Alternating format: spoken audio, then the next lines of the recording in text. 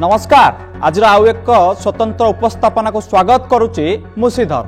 आज उपस्थापना रही उदित प्रधान विरुद्ध रे जड़े युवती दुष्कर्म अभियोग आनिबा और ए अभियोग अनुजाई पुलिस तांको गिरफ करबा। ए घटना केउठी ना केउठी आज बड़ खबर रही। जदि आमे कहिबा एहा उपरे समस्त ओडिशावासी नजर रही।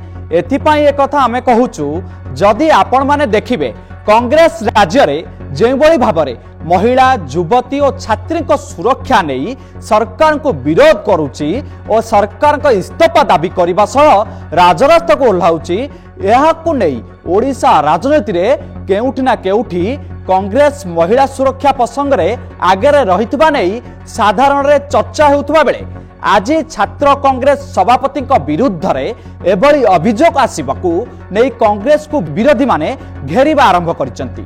गत किछि दिन हेबो राज्य रे महिला सुरक्षा प्रसंग को नहीं राजनीति उष्मता वृद्धि पाउछि।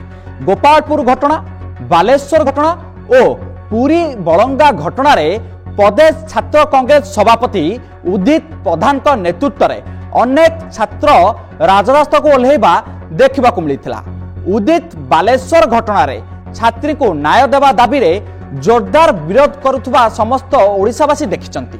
हेले सेही उदित प्रधान जड़े युवती को होटल ले बलात्कार करने घटना आज समस्त को आचंबित करिछि। आज यही घटना को नहीं एठी साधारण अनेक प्रश्न उठिबा आरंभ हेलानी।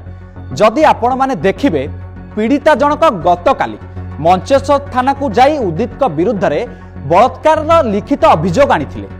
से अभियोग रे लेखिचंती 18 मार्च 2025 तारिख रे से तांको दुई जण बंधुक सह कार जोगे मास्टर कैंटीन छक आड़ को आसीथिले। मास्टर कैंटीन छक रे थिबा कांग्रेस भवन ठारू उदित तांको गाड़ी रे बसिथिले।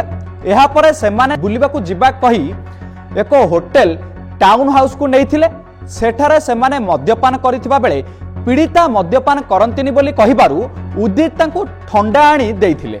से ठंडा पीला परे तांकर मुंड बुलाइबा कहिथिले और घर को जिबा पई चाहिथिले, हेले सेमाने तांको घर को जिबा पई देइ नथिले। एहा परे उदित तांको पाखकू डाकिथिले और ता परे तांको मुंड जोर बुलाइथिला से किछि जानि पारि नथिबा लेखिचंती। एहा सह से जेते बेले आखि खोलिले से तांको सह अनैतिक काम होइथिबा जानि पारंती। ए घटना को काहाकू न कहिया पई उदित तांको धमकाइबा से लेखिचंती। से मध्य उदित कथारे डरी जाई नीरव रुहंती। हेले एबे जे भली नारी सुरक्षा पई अभियान चलीची से नहीं से काहाकू न डरी थानार द्वारस्थ होइतिबा लेखिचंती। एहारी भितरे आपण जदि देखिबे ए घटना को घटिबार 4 मासर उद्ध होई गलानी। हेले युवती आज को 4 मास हेबो ए घटना को नहीं नीरव रहिथिले। हठात सामना को आसी एभली अभियोग आनिबा को नहीं साधारण रे अनेक कथा उठुतिबा देखिबाकू मिलिछि। हेले जदि आपण माने देखिबे कांग्रेस रो जे मूल मुद्दा रहिछि नारी सुरक्षा ताकू केउठी ना केउठी गुरुत्व दिया जाउछि। काहेकि ना जेतेबेले उदित विरुद्ध रे एभली अभियोग आसीछि कांग्रेस उदित विरुद्ध रे दृढ़ कार्यानुष्ठान नेइछि। उदित को छात्र कांग्रेस पदरु निलंबन करने सहित ए घटना प्रकृत सत्यासत्य जानिबा पई एक 6 जणिया महिला फैक्ट फाइंडिंग टीम गठन करा जायछि। एही टीम एसीपी विश्वरंजन सेनापति को भेटिबा सहित युवती को न्याय देबा और एही घटना तदंत करबा पई आलोचना करिसंती। एही घटना को नहीं उदित मुह खोली कहिसंती बीजेपी तांको फसेइछि।